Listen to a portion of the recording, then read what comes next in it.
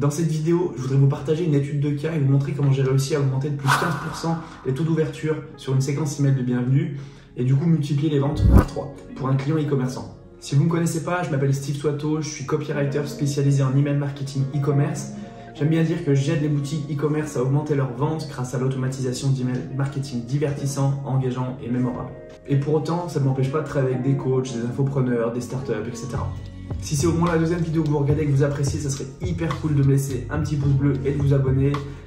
Moi, ça me fait hyper plaisir, ça fait plaisir à l'algo de YouTube et ça montre aussi que vous aimez ce genre de contenu. Du coup, je pourrais en faire de nouveau. Voilà, ça c'était pour l'intro. Du coup, comme je le disais, il y a quelques mois en arrière, j'ai travaillé avec un client e-commerçant. Ce client est venu vers moi parce qu'il avait quelques séquences email en place, mais il estimait que ça ne convertissait pas assez. Du coup, je lui ai fait un petit audit, j'ai regardé un petit peu sous le moteur ce qui se passait. Et en fait, je me suis rendu compte que ses taux d'ouverture étaient pas dingues, que ses emails n'étaient pas dingues non plus, encore une fois, avec tout le respect que j'ai pour lui. Donc c'est lui qui avait fait les textes et il avait fait designer les emails par un designer ou un graphiste, je sais plus. Bref, donc voilà, l'idée, j'ai regardé un petit peu tout ça, je me suis dit qu'il y avait un énorme potentiel de croissance. J'ai commencé par la séquence email de bienvenue parce que c'est la séquence la plus importante, c'est là où on introduit la marque, c'est là où on présente les bénéfices, c'est là où on présente les témoignages clients, c'est là où on présente l'histoire de la marque. Donc ça a été pour moi le focus numéro 1 et du coup c'est sur ce genre de séquence que je voulais, enfin c'est sur cette séquence que je voulais vous parler de cette étude de cas.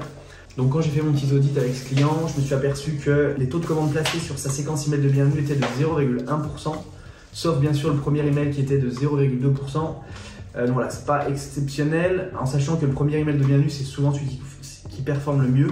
Ce qui est aussi drôle, c'est que ce client, en fait, il était un peu réticent quand je lui expliquais un peu que je faisais des emails hybrides, donc c'est-à-dire 80% texte et 20% image seulement. Il comprenait pas trop, il me disait ouais, je comprends pas, personne fait comme ça, tout le monde fait des trucs design, alors pourquoi tu veux faire différemment? Du coup, j'avais envie de lui dire voilà, si tout le monde casse des vitrines à Paris pendant les manifs, est-ce que tu vas aller casser des vitrines aussi à Paris? Je comprends pas. Si tout le monde fait quelque chose, essaye de faire différemment. Voilà, tu vas te démarquer du lot et les gens vont se demander pourquoi tu fais comme ça et du coup ça va créer encore une fois une petite curiosité et du coup ils vont lire tes emails. Voilà, c'est un peu la démarche que moi j'ai. Je lui ai expliqué du coup pourquoi je travaillais comme ça, encore une fois. Donc c'est vraiment être vu comme une marque proche de ses clients et de ses prospects, créer une relation de confiance, tisser du lien avec sa communauté, se démarquer des concurrents qui envoient des emails flyers de toutes les couleurs et augmenter du coup les taux de délivrabilité parce que les emails sont moins lourds. Donc voilà, donc il m'a fait confiance, encore une fois, merci Axel. Et du coup, on a travaillé sur sa séquence de bienvenue. Donc voilà, donc en gros, les challenges de cette séquence de bienvenue, c'est vraiment d'optimiser la séquence de bienvenue au global, augmenter les taux d'ouverture et du coup, tenter d'augmenter les ventes par la même occasion. Du coup, ce que j'ai fait, j'ai retiré les énormes designs qu'a fait le graphiste parce que ça dessert le message. Encore une fois, ça distrait, s'il y a trop d'images, s'il y a trop de couleurs, on ne sait pas trop où aller, ça dessert le message de vente, encore une fois, c'est ça le plus important. Du coup, j'ai utilisé plus de texte et plus de principes de copywriting, donc tout ce qui est preuve sociale, empathie, cohérence, FOMO, voilà. Apporter un petit peu du contexte, faire du storytelling. J'ai fait en sorte que l'email ne ressemble pas à un email e-commerce, encore une fois, donc c'est ça le principe de l'email hybride, parce que voilà, tous les emails, enfin une grande partie des emails sont très très colorés, ça sonne dans tous les sens. Il y a des gifs de partout, des machins. Voilà, c'est pas l'idéal. Donc j'ai vraiment supprimé tout ça. J'ai fait un email le plus minimaliste possible. Et du coup, pour les résultats, les taux d'ouverture sont passés de 32% à 46% au global sur la séquence entière. Je dis pas sur un email, c'est vraiment sur la séquence entière. Et les ventes sur la séquence, encore une fois, ont fait x3. Donc voilà, encore une fois, ça montre vraiment que si on se concentre sur les bonnes choses, ça fonctionne. L'idée, c'était encore une fois de reprendre la stratégie globale et de se dire, ben voilà, l'email numéro 1, on va parler de ça. L'email numéro 2, on va parler de ça. 3, on va parler de ça. Et pas parler de 15 choses dans le même email, parce que ça aussi, c'est quelque chose qu'il faisait. Encore une fois, c'est pas son métier, donc c'est OK. Mais voilà, j'ai vraiment essayé d'avoir un message différent par email. Et l'idée, c'était voilà, que ce soit le plus simple, le plus concis, le plus compréhensible pour le lecteur et qu'il comprenne vraiment les bénéfices, qu'il comprenne vraiment la marque.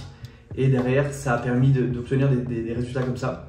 Encore une fois, ce que j'ai fait, j'ai placé le code promo dans l'email numéro 1 et je l'ai retiré de la pop-up de confirmation parce qu'encore une fois, les gens, il faut les habituer à aller dans leur boîte mail pour voir votre nom, pour chauffer aussi l'IP, c'est hyper important. Ensuite, voilà, j'ai retravaillé le copywriting des objets d'email parce qu'on sait qu'un mail avec un objet pourri, encore une fois, personne ne l'ouvre. Voilà, comme j'ai une structure qui marche assez bien, c'est curiosité plus bénéfice. Donc par exemple, 3 recettes gourmandes pour perdre vos poignées d'amour. Voilà, c'est une idée. Hein. L'idée c'est ça, c'est de se dire retravailler au maximum les objets d'email, passer 80% du temps sur ces objets d'email, parce que c'est fondamental. Voilà, j'ai supprimé l'énorme design des emails et je retravaillais la structure et le copywriting des emails encore une fois. L'idée c'était encore une fois d'avoir une trame qui soit cohérente, de jouer sur les émotions en début de séquence et après sur la logique en fin de séquence pour encore une fois faire avancer la personne dans le cycle de vente et la convaincre. Donc on vendait à l'email numéro 1, on vendait à l'email numéro 2, on vendait jusqu'au 5e email. Donc encore une fois, tous les emails fonctionnaient. C'est pas que le premier, c'est vraiment tous les emails fonctionnaient.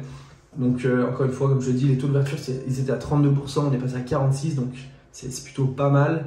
Et forcément, vu que les gens ouvraient plus, eh ben, les ventes, ça se ressentait aussi sur les ventes. Donc, si vous voulez, je peux vous mettre une petite photo, un petit screenshot de l'email en question. Je ne sais pas si je le mettrai là ou là, mais l'idée c'est de vous montrer un peu à quoi ressemble un email hybride. Et en fait, ça fonctionne vraiment. Voilà, j'espère que cette vidéo vous a plu. Si ça vous a plu, encore une fois, je vous invite à vous abonner, laisser un petit pouce bleu. J'ai aussi une newsletter sur l'email marketing. Si ça vous intéresse, le lien est dans la description. A plus, ciao!